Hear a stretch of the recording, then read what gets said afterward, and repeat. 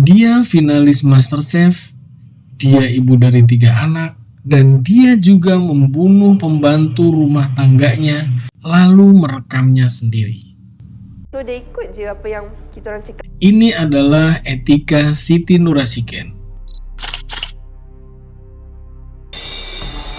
Pada tahun 2012, dia tampil di MasterChef Malaysia musim kedua. Tersenyum, bersemangat, dan dia adalah finalis yang dicintai penontonnya. Bayangkan, tangan yang biasanya digunakan untuk meracik bumbu terbaik dan menyajikannya dengan senyum di depan kamera adalah tangan yang sama yang memegang ponsel untuk merekam penderitaan seorang manusia selama 72 jam tanpa henti. Sedangkan ini Nur Afiah Daeng Damin, umurnya 28 tahun, perempuan dari Bulukumba, Sulawesi Selatan. Dia pergi merantau ke Malaysia sebagai asisten rumah tangga demi menghidupi keluarganya di kampung halaman. Nur Afiah bekerja di apartemen Etika. Dan antara tanggal 8 sampai 11 Desember 2021, Nur Afiah hingga meninggal oleh majikannya sendiri. Ini bukan kasus yang sederhana. Ada 3 hal yang mengubah cara kamu melihat cerita ini. Yang pertama, Etika dan suaminya tidak hanya membunuh, mereka merekam. Mereka mendokumentasikan sendiri dengan ponsel mereka apa yang mereka lakukan kepada Nur Afiah. Kedua, suami Nur Afiah yang bernama Askari tidak tahu bahwa istrinya sudah meninggal. Dia sudah berkali-kali berusaha menelpon tetapi tidak diangkat. Mengirimkan pesan tidak pernah dibalas, dan sampai pada saatnya polisi menghubunginya dan memberitahu bahwa istrinya sudah tiada. Yang ketiga, vonis yang dijatuhkan pengadilan tidak seperti yang semua orang harapkan, dan keputusan hakim itu memicu perdebatan yang masih berlangsung sampai sekarang. Kita akan bahas semuanya, tapi mulai dari awal.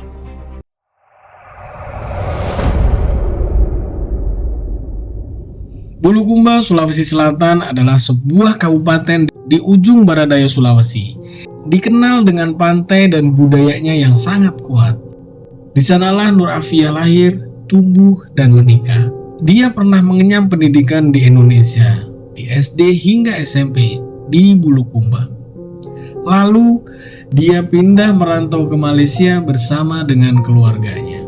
Lalu menikah dengan Askari.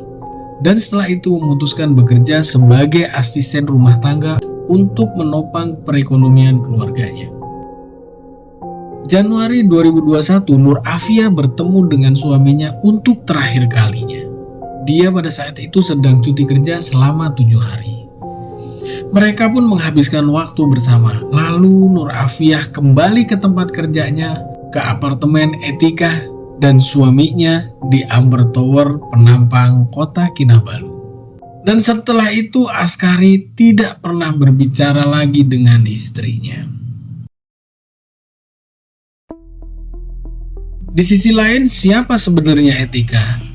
Perempuan berusia 37 tahun, seorang insinyur bekas finalis MasterChef, ibu dari 3 anak, termasuk anak kembar yang mengidap autism. Sedangkan mantan suaminya Muhammad Amre Yuno, seorang mantan pejabat perusahaan penerbangan di sana. Di mata tetangga dan kenalannya, mereka adalah pasangan yang harmonis dan normal-normal saja. Pada Juli 2021, Askari mulai menelepon istrinya. Di sana dia tidak mendapatkan jawaban, dia mengirimkan pesan pun tidak ada balasan dari sang istri. Dia coba lagi dan coba lagi hingga berkali-kali. Selama 5 bulan penuh, Askari tidak bisa menghubungi Nur Afiah sama sekali. Bayangkan, kamu menelepon orang yang paling kamu cintai setiap hari selama 5 bulan dan tidak pernah mendapatkan jawaban sama sekali. Desember 2021, Askari menerima telepon bukan dari istrinya, namun dari kepolisian.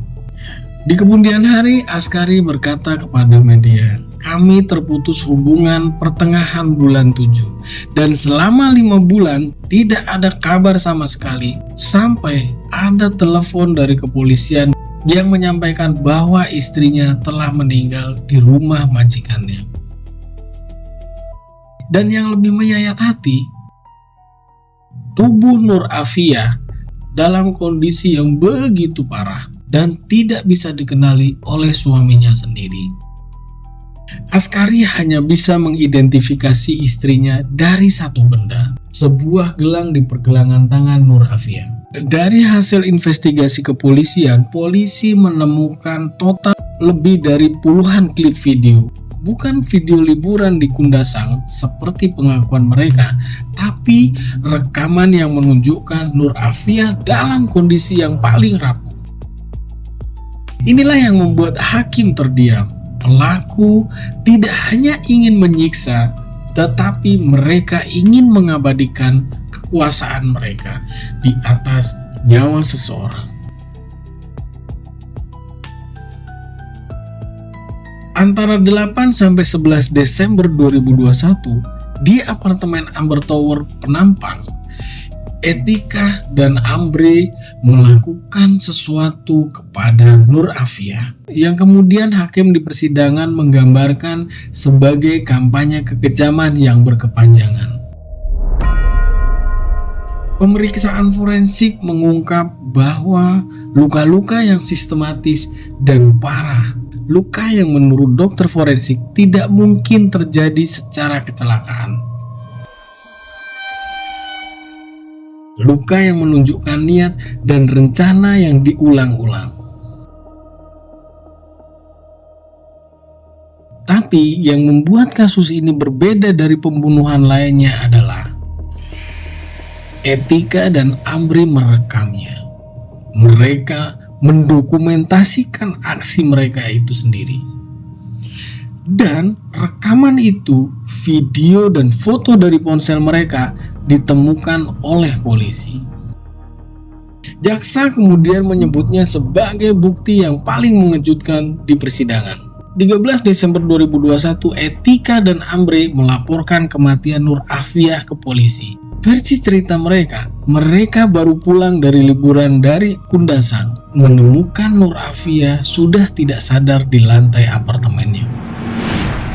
Polisi sempat melepaskan mereka dengan jaminan, tapi laporan forensik awal sudah menunjukkan sesuatu yang tidak bisa diabaikan. Luka-luka yang ada pada Nur Afia tidak mungkin disebabkan oleh kondisi yang disebutkan Etika dan Ambre. Tidak mungkin, dan ketika polisi menemukan rekaman di ponsel keduanya, versi cerita itu runtuh sepenuhnya. Aku tahu kamu mungkin sudah merasa kemana arah cerita ini, tapi aku perlu kamu bertahan sedikit lebih lama, karena yang terjadi di persidangan dan keputusan hakim jauh dari apa yang kamu bayangkan. Proses hukum ini dimulai tanggal 29 Desember 2021 dan berlangsung selama hampir 4 tahun. Di tengah persidangan ada fakta yang mengejutkan. Etika sempat dibebaskan dengan jaminan. Alasan yang dikabulkan pengadilan karena kondisi kesehatan mental dan tanggung jawab terhadap anak kembar autistik. Di sisi lain, Askari, suami Nur Afia, sedang menunggu keadilan untuk istrinya yang pergi bekerja agar keluarga mereka bisa hidup, yang tidak pernah bisa pulang. 20 Juni 2025, Hakim Datuk Dr. Lim Hock Leng membacakan keputusannya. Etika dan Amri terbukti bersalah. Vonis 34 tahun penjara untuk masing-masing. Amri sang suami juga dijatuhi hukuman cambuk 12 kali, sedangkan Etika bebas dari cambukan karena jenis kelaminnya. Putusan ini lebih ringan dari penuntutan jaksa. Jaksa penuntut meminta untuk hukuman mati. Jaksa menyebut kasus ini sebagai kekejaman yang berkepanjangan. Korban meninggalkan rumahnya saat pandemi untuk mencari nafkah. Dengan jujur, kata jaksa di hadapan hakim. Tapi yang mereka berikan justru adalah kematian. Dalam hal ini hakim menolak hukuman mati. 34 tahun yang dijatuhkan dianggap sudah mencerminkan beratnya kejahatan. Akhirnya kasus ini ingkrah dan berkekuatan hukum yang tetap. Di sini saya ingin bertanya pada kalian.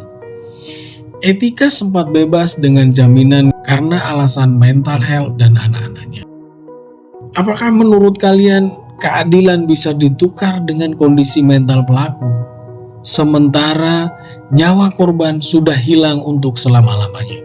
Tulis pendapat kalian di bawah karena diskusi ini penting. Di balik semua angka hukum itu ada seorang pria bernama Askari yang terakhir bertemu istrinya di Januari 2021 yang mencoba untuk menghubunginya setiap hari selama 5 bulan yang akhirnya menerima kabar kematian istrinya dari kepolisian, bukan dari majikannya sendiri, yang bahkan dia tidak bisa mengenali tubuh istrinya.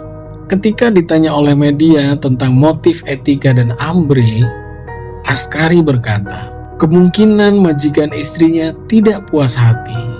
Ada tekanan dari tempat dia bekerja sampai-sampai istri saya jadi sasaran. Tapi Askari juga menambahkan sampai dia berbuat hal yang di luar batas peri kemanusiaan. Kasus Nur Afia bukan yang pertama dan bukan yang terakhir.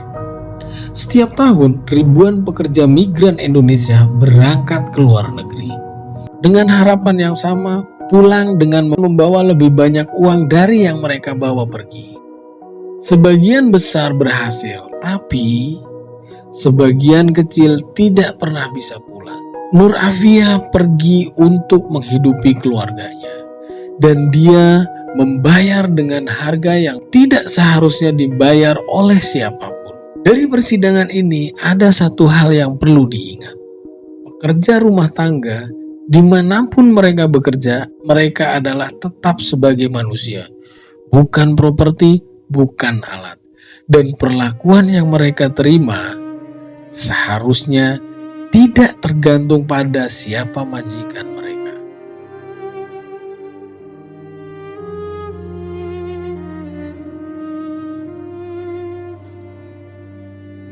Nur Afia Daeng Damin 28 tahun dari Bulukumba yang pergi bekerja dengan jujur dan tidak pernah kembali.